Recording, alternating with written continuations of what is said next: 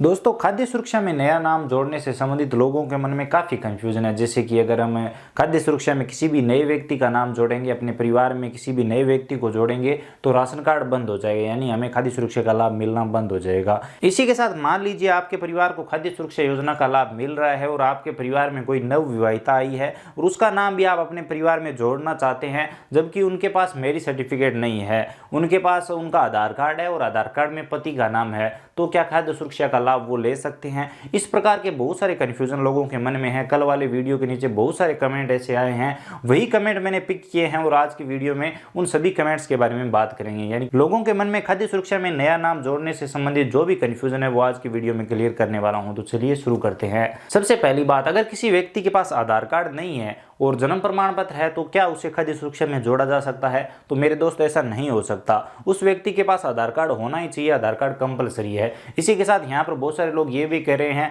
कि हमारे पास रसीद है, हमने आधार कार्ड के लिए अप्लाई कर दिया और हमारे पास रसीद है, तो क्या उससे खाद्य सुरक्षा में जोड़ा जा सकता है? तो ऐसा भी नहीं हो सकता।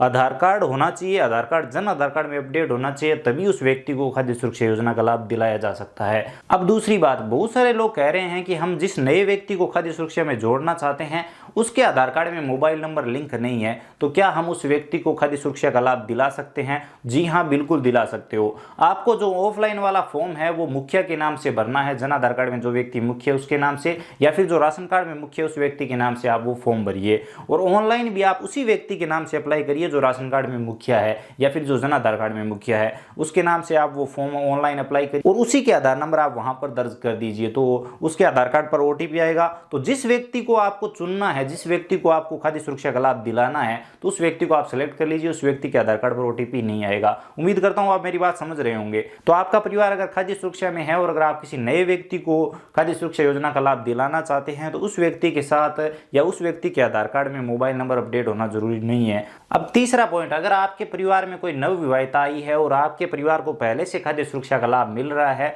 और उस नवविवाहिता को भी अगर आप अपने परिवार में शामिल करना चाहते हैं, उसको भी अगर खाद्य सुरक्षा का लाभ दिलाना चाहते हैं, तो क्या बिना मैरिज सर्टिफिकेट के उसको खाद्य सुरक्षा का लाभ दिलाया जा सकता है? बहुत सारे लोग कह रहे हैं कि हमारे पास आधार कार्ड है, आधार कार्ड में पति का नाम है, यानी कि पिता का नाम हटा के हमने पति का नाम लगवा दिया है और यहाँ का यानी कि ससुराल का एड्रेस भी लगा दिया है, तो क्या अब उस नवविवाहिता को खाद्य सुरक्षा योजना का लाभ दिलाया जा सकता है? तो दोस्तों, जहां तक गाइडलाइन की बात करें तो वहां पर मैरिज सर्टिफिकेट के लिए बोला गया है, वहां पर यह क्लियर कहा गया है कि अगर कोई नवविवाहिता है और उसे अगर आप खाद्य सुरक्षा का लाभ दिलाना चाहते हो तो मैरिज सर्टिफिकेट कंपलसरी है। लेकिन अभी के लिए आप आधार कार्ड से फॉर्म भर सकते हो, क्योंकि अगर आप मैरिज सर्टिफिकेट के लिए इंतजार करोगे तो उसमें लंबा टाइम लग जाएगा और आप खाद्य सुरक्षा का फॉर्म ही नहीं भर पाओगे। तो आप एक बार खाद्य सुरक्षा का फॉर्म अप्लाई कर दीजिए और साथ साथ ही मैरिज सर्टिफिकेट के लिए भी अप्लाई कर दीजिए। जब तक आपके फॉर्म की जांच होगी तब तक आपका मैरिज सर्टिफिकेट बन चुका होगा। तब अगर आपका फॉर्म सेंड बैक आता है तो आप अपना मैरिज सर्टिफिकेट उसमें लगा दीजिए। तो इस तरह से आप नवविवाहिता को भी खाद्य सुरक्षा योजना का लाभ दिला सकते हैं। अगला पॉइंट, अगर कोई परिवार खाद्य सुरक्षा में है और उस परिवार में अगर कोई नया सदस्य जोड़ना चाहता है तो जो ऑफलाइन फॉर्म तैयार करना होता है, जिस पर हमने कंप्लीट वीडियो बनाया है, उस फॉर्म में किस किस के हस्ताक्षर करवाने जरूरी है। तो दोस्तों, ये पहले ही क्लियर कर दिया गया है कि किसी के भी हस्ताक्षर की आपको जरूरत नहीं है। अब जो लोग पहले खाद्य सुरक्षा में हैं उन्हें किसी भी व्यक्ति के हस्ताक्षर की जरूरत नहीं है। वो व्यक्ति डायरेक्ट अपना ऑफलाइन फॉर्म भर के अपना शपथ पत्र तैयार करके, यानी कि शपथ पत्र पर हस्ताक्षर करके वो फॉर्म अपलोड कर दीजिए। किसी भी गवर्नमेंट कर्मचारी के हस्ताक्षर की जरूरत नहीं है, ना ही पटवारी की, ना ही ग्राम सेवक की, इन सरपंच की, इन सभी की किसी के भी हस्ताक्षर की जरूरत नहीं है। तो अगर आप एक ईमित धारक है तो आप लोगों को हस्ताक्षर के लिए इधर उधर न भटकाएं, आप उनका फॉर्म अप्लाई कर दीजिए और अगर बाद में आपकी तहसील में हस्ताक्षर मांगे जाते हैं जांच के दौरान तो आप दोबारा से उन लोगों से कांटेक्ट कर सकते हैं और हस्ताक्षर करवा सकते हैं। बाकी गवर्नमेंट का कहना है कि खाद्य सुरक्षा वाला जो प्रोसेस है उसे ज्यादा से ज्यादा सरल रखा जाए ताकि लोगों को ज्यादा दिक्कत ना आए। तो जहां तक मुझे लग रहा है कि आने वाले टाइम में भी आपसे कोई भी हस्ताक्षर नहीं मांगा जाएगा। अगला पॉइंट ये है कि खाद्य सुरक्षा का फॉर्म भरते टाइम या फिर खाद्य सुरक्षा में नए सदस्य को जोड़ते टाइम फॉर्म किसके नाम से भरना है और जहां पर वो पासपोर्ट साइज फोटो अपलोड होता है वो किसका फोटो अपलोड करना है। तो दोस्तों, मैं आपको कई बार बता चुका हूं कि जो व्यक्ति राशन कार्ड में मुखिया है उसके नाम से आप फॉर्म तैयार करिए।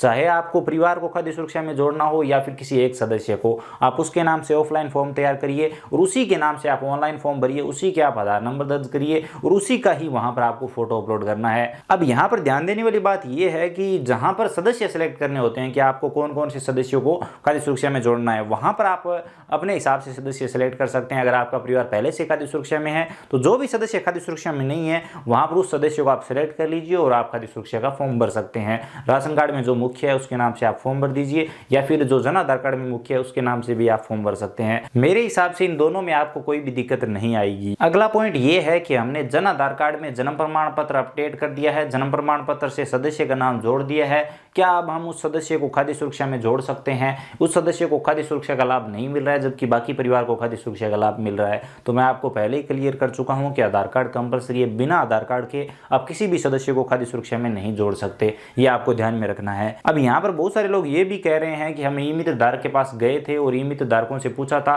कि हमारा परिवार पहले से खाद्य सुरक्षा में है और हमें इस नए सदस्य को खाद्य सुरक्षा में जुड़वाना है, तो क्या आप जोड़ दोगे? तो ज्यादातर ई मित्र धारक यही कह रहे हैं कि अभी तक ये सर्विस शुरू नहीं हुई है और हम इसे नहीं जोड़ सकते। तो यहाँ पर मैं आपको बताना चाहता हूँ कि ऐसा कुछ नहीं है। खाद्य सुरक्षा के फॉर्म भी दोबारा से शुरू हो चुके हैं और खाद्य सुरक्षा में जो नए सदस्य जोड़ने की सर्विस है वो भी दोबारा से शुरू हो चुकी है। तो अगर आपके परिवार में ऐसा कोई सदस्य है जिसको अभी तक खाद्य सुरक्षा का लाभ नहीं मिल रहा है तो अभी आप वो उस सदस्य को खाद्य सुरक्षा में जुड़वा सकते हैं।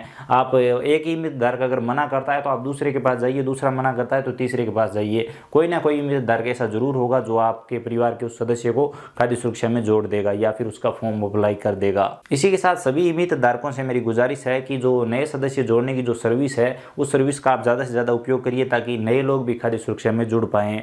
आप सभी को तो पता ही है कि नया फॉर्म भरने में और नए सदस्य को जोड़ने में दोनों में एक ही चार्ज लग रहा है और इतनी ही मेहनत हो रही है। तो आप दोनों में का चार्ज सेम रख सकते हैं लेकिन कम से कम लोगों का काम तो करिए। अब कुछ कमेंट ऐसे भी आ रहे हैं कि भ्रष्टाचार बहुत ज़्यादा बढ़ गया है, लोग जो पैसे खिला रहे हैं उनके नाम खाद्य सुरक्षा में जुड़ेंगे और जो लोग पैसे नहीं दे रहे हैं उनके नाम खाद्य सुरक्षा में नहीं जुड़ेंगे।